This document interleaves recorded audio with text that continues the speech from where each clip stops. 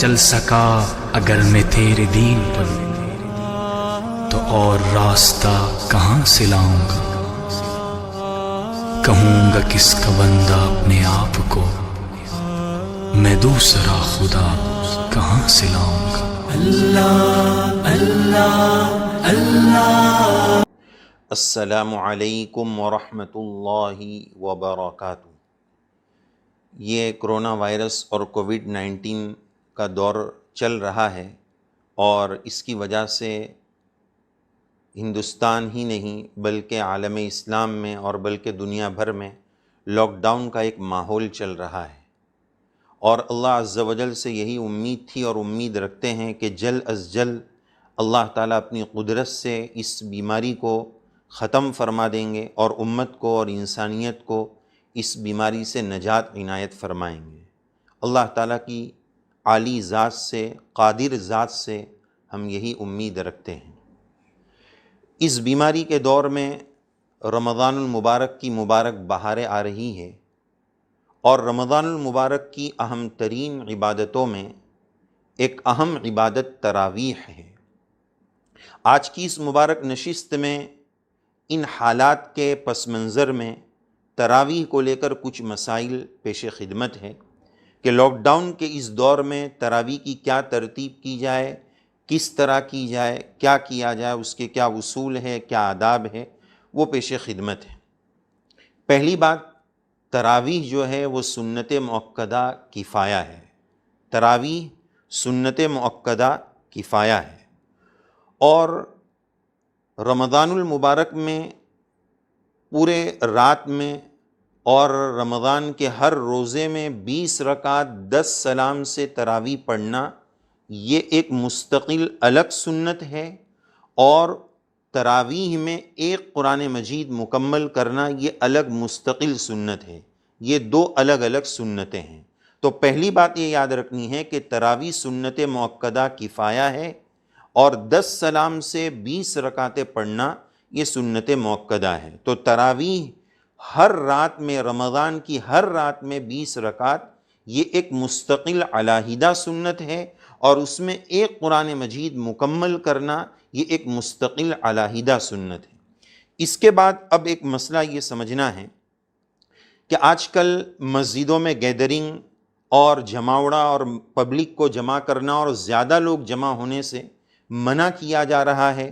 احتیاطی تدابیر کے طور پر یہ کہا جا رہا ہے کہ 4 اور 5 سے زیادہ لوگ جمع نہ ہو۔ اس احتیاطی تدبیر کو ہمیں جس طرح ہم عام دنوں میں فرض نمازوں میں برقرار رکھ رہے ہیں، انشاءاللہ انہی احتیاطی تدابیر کو رمضان المبارک میں بھی اور تراویح کی نماز میں بھی اسی احتیاطی تدبیر کو برقرار رکھنا ہے۔ یہ اس وقت حکومت کا بھی تقاضا ہے، حالات کا بھی تقاضا ہے، اور سب سے بڑھ کر شریعت بھی اس موقع پر ہم سے یہی چاہتی ہے کہ ہم احتیاطی تدابیر کو فالو کریں۔ اس تعلق سے ابھی مساجد کے دروازے بالکل بند نہیں ہوئے۔ الحمدللہ مسجدوں میں اذانیں ہو رہی ہے، اور اس اصول کی رعایت کرتے ہوئے کہ 3 4 لوگ 5 لوگ باجماعت نماز مسجد میں پڑھ بھی رہے ہیں۔ سب جگہوں پر اسی طرح کا اہتمام ہو رہا ہے۔ تو جس طرح فرض نماز میں اس احتیاطی تدبیر کے ساتھ نماز باجماعت ہو رہی ہے، انشاءاللہ رمضان المبارک میں بھی ہماری مسجدوں میں اسی ترتیب کے ساتھ تراویح ہوتی رہے گی، اسی احتیاطی تدبیر کی رعایت کرتے ہوئے، حکومت اور شاشن اور پرشاشن کے جو رولز ریگولیشن ہیں اس کے آداب کی رعایت کرتے ہوئے اسی ترتیب کے ساتھ تراویح ہوتی رہے گی۔ اس تعلق سے ایک مسئلہ بہت لوگوں کی طرف سے یہ آ رہا ہے کہ کیا ایسا ہو سکتا ہے، بہت ساری جگہوں پر گاؤں دیہات میں بھی ایسا ہوتا ہے کہ مسجد میں جو مائک ہے اس کے لاؤڈ اسپیکر پورے محلوں میں اور ہر گھر میں لگے ہوئے ہیں۔ تو سوال یہ آ رہا ہے کہ امام صاحب اپنی مسجد میں وہاں تراویح پڑھاتے رہیں اور لوگ اپنے اپنے گھروں میں اسپیکر لگا لیں اور امام صاحب کو فالو کرتے ہوئے اپنے اپنے گھروں میں تراویح پڑھ لیں، تو کیا اس کی گنجائش ہو سکتی ہے؟ گویا آسان لفظوں میں یوں کہا جا سکتا ہے کہ گویا آن لائن تراویح امام صاحب مسجد میں پڑھاویں اور لوگ جو ہے اپنے اپنے گھروں میں اس طرح تراویح پڑھیں۔ تو کیا اس طرح تراویح ہو سکتی ہے؟ جواب اس کا یہ ہے کہ اس طرح تراویح پڑھنا درست نہیں ہوگا، یہ صحیح نہیں ہے، اس لیے کہ نماز با جماعت کے لیے، چاہے وہ فرض نماز ہو یا تراویح کی نماز ہو، نماز با جماعت کے لیے امام اور مقتدی کا مکان متحد میں ہونا، ایک جگہ ہونا ضروری ہے۔ امام صاحب الگ جگہ میں ہیں، مسجد میں ہیں، اور مقتدی اپنے گھر میں ہیں، مکان متحد ایک جگہ کی شرط نہ پائی جانے کی وجہ سے اس طرح تراویح پڑھنا درست نہیں ہوگا۔ صفوں کا اتصال، کنٹینیو صفوں کا ہونا یہ بھی ضروری ہے۔ اسی طرح کی غلطی خاص طور پر مکۃ المکرمہ میں ہوتی ہے کہ امام صاحب وہاں نماز پڑھا رہے ہیں، قریب کے ہوٹل والے کسل کی وجہ سے یا دھوپ کی وجہ سے یا چلنے کی تھکاوٹ کو بچانے کی وجہ سے اپنی اپنی ہوٹلوں میں اور سلاد فلور میں، ایس فلور میں نماز پڑھ لیتے ہیں، وہاں امام صاحب کی آواز اسپیکر سے آتی ہے، تو وہ بھی درست نہیں ہے، اتصال صفوف نہیں پایا جا رہا ہے۔ تو بہرحال اس طرح تراویح پڑھنا صحیح نہیں ہوگا۔ امام اور مقتدی دونوں کا مکان ایک ہونا اقتداء کی صحت اسی شرط کے ساتھ ہے کہ دونوں کا مکان ایک ہو۔ یہاں چونکہ دونوں کا مکان الگ الگ ہے، جگہ الگ الگ ہے، لہذا اس طرح آن لائن تراویح پڑھنے کی گنجائش اور اجازت نہیں ہو سکتی ہے۔ اسی کے ساتھ ساتھ تراویح جو ہے اس کے لیے پڑھانے والے کے لیے حافظ ہونا ضروری نہیں ہے، غیر حافظ بھی تراویح پڑھا سکتا ہے۔ بس نماز پڑھانے کے لیے، چاہے تراویح کی نماز ہو چاہے فرض نماز ہو، آج کل گھروں میں نماز ہو رہی ہے، باجماعت الحمدللہ ہو رہی ہے، تو امامت کے لیے شرط یہ ہے کہ امام بالغ ہو۔ اب بالغ کا کیا مطلب؟ بالغ ہونے کا مطلب یہ ہے کہ اسلامی کیلنڈر کے اعتبار سے اس کے 15 سال مکمل ہو گئے۔ یہ شرط یاد رہے، اسلامی کیلنڈر کے اعتبار سے، اسلامی کیلنڈر کے اعتبار سے وہ کب پیدا ہوا تھا وہ یاد رکھنا ہے۔ اس اعتبار سے یا تو اس کے 15 سال مکمل ہو چکے ہو قمری کیلنڈر کے اعتبار سے، یا دوسری بات کہ اس کے اندر کوئی بالغ ہونے کی علامت ظاہر ہو چکی ہو، مثلا اس کو احتلام وغیرہ کبھی ہو چکا ہو، اس طرح کی کوئی بالغ ہونے کی علامت اگر اس میں پائی گئی تو وہ نماز پڑھا سکتا ہے، تراویح پڑھا سکتا ہے۔ حافظ ہونا تراویح پڑھانے والے کے لیے شرط نہیں ہے۔ اسی کے ساتھ ساتھ کوشش تو ہم اسی بات کی کریں کہ ہر گھر میں ہمیں حافظ دستیاب ہو جائے، اویلیبل ہو جائے، لیکن ایسا مشکل ہے کہ ہر گھر میں کیسے حافظ دستیاب ہوں گے، نہیں اویلیبل ہوں گے۔ تو اب ایسی صورت میں مجبوری کے موقع پر قرآن مجید پڑھنے کی تلاوت کے بجائے الم ترى سے، اگرچہ بہت سارے لوگ یہ سمجھتے ہیں کہ گویا الم ترى قرآن مجید سے خارج ہے، وہ بھی قرآن مجید کا حصہ ہے، تو الم ترى سے جو 10 صورتیں ہیں پہلی 10 رکعتوں میں اس کو، پھر الم ترى سے اگلی 10 رکعتوں میں پھر اس کو ریپیٹ کریں۔ تو تراویح پڑھانے کے لیے تراویح پڑھانے والے کا حافظ ہونا ضروری نہیں ہے۔ اگر ایسا حافظ دستیاب نہیں ہے، ہر گھر میں نہیں ہے، تو پھر الم ترى سے یا جہاں سے بھی قرآن مجید یاد ہے، مثلا کسی کو یاسین شریف یاد ہے، سورہ رحمان یاد ہے، تو اس کے ذریعے بھی تراویح پڑھائی جا سکتی ہے۔ اللہ تعالیٰ کی ذات عالی سے امید ہے کہ مسجد میں نہ جانے کا عذر ہے۔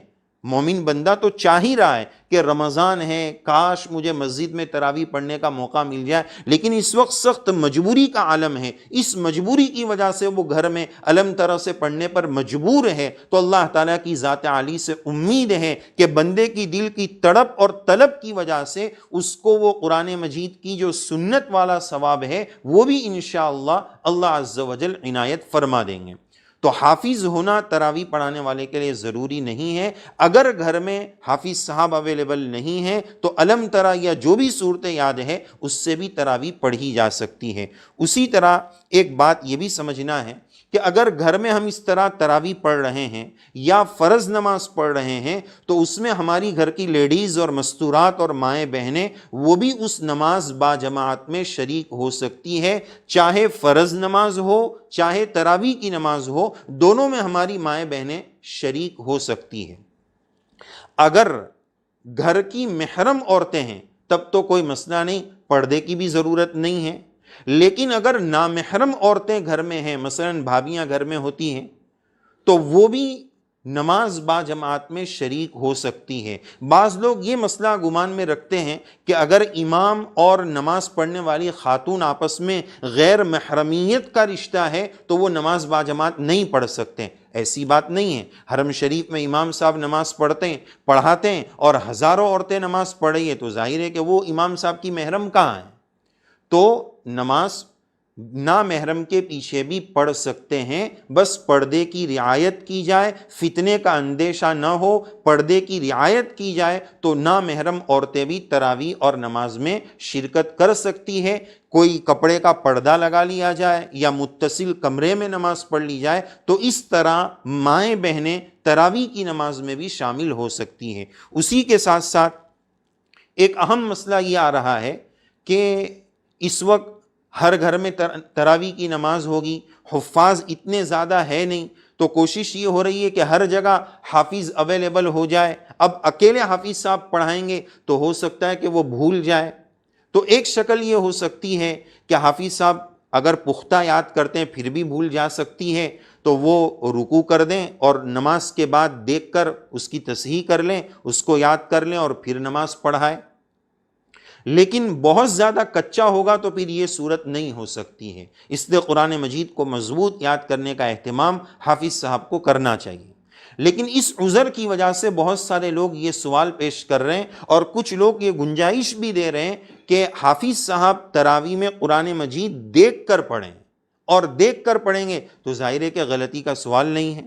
لیکن یاد رکھنا چاہیے کہ امام ابو حنیفہ رحمہ اللہ کے نزدیک نماز میں قرآن مجید کو دیکھ کر پڑھنا یہ درست نہیں ہے، صحیح نہیں ہے۔ منہ زبانی پڑھنا، حفظ سے پڑھنا ضروری ہے، لہذا دیکھ کر پڑھنا تراویح میں یہ صحیح نہیں ہے، اس کا خاص خیال رکھا جائے۔ بہت سارے لوگ کہتے ہیں ہم اونچا رحل رکھ دیں گے اور سامنے قرآن مجید ہوگا، وہ بھی صحیح نہیں ہے۔ امام صاحب کے بقول قرآن مجید کی تلاوت مصحف شریف کو دیکھ کر کرنا نماز میں یہ درست نہیں ہے۔ رسول اللہ صلی اللہ علیہ وسلم سے اس طرح نماز پڑھانا ثابت بھی نہیں ہے، تو یہ بھی ایک اہم مسئلہ ہے۔ اسی کے ساتھ ساتھ ایک مسئلہ اس تعلق سے، لاک ڈاؤن کے تراویح کے تعلق سے آخری بات یہ عرض کرنی ہے، آخری مسئلہ یہ عرض کرنا ہے کہ حفاظ کی کمی کی وجہ سے کیا ایسا ہو سکتا ہے کہ ایک حافظ صاحب ایک جگہ تراویح پڑھائیں اور اگلی تراویح دوسری جگہ پڑھائیں،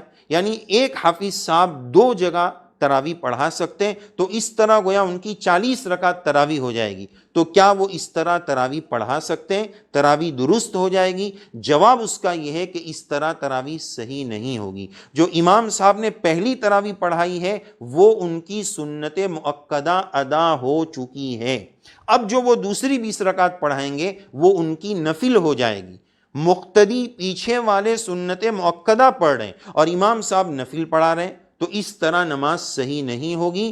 دوسری مرتبہ ایک ہی امام 20 رکعت تراویح نہیں پڑھا سکتے۔ اسی سے ٹچ ایک اور بات عرض کر دی جائے کہ ایک شخص 20 رکعت تراویح پڑھ چکے ہیں، پڑھانے کی بات نہیں، پڑھ چکے ہیں، اپنی سنت مؤکدہ ادا کر چکے ہیں، اب دوسری جگہ دوسرے وقت میں تراویح چل رہی ہے تو وہ وہاں اس تراویح میں جوائن ہو سکتے ہیں، شریک ہو سکتے ہیں، وہ ان کی نفل نماز بن جائے گی، یہ درست ہے۔ لیکن ایک امام 2 مرتبہ تراویح نہیں پڑھا سکتے ہیں۔ اس مسئلے کی اس لاک ڈاؤن میں اس لیے بھی ضرورت ہے کہ حفاظ کی قلت کی وجہ سے کوئی حافظ صاحب ماشاءاللہ نوجوان مضبوط ہو، وہ 2-3 مرتبہ پڑھا سکتے ہو تو وہ تو پڑھا لیں گے، لیکن مقتدیوں کی وہ سنت ادا نہیں ہوگی، وہ نفل نماز ہوگی۔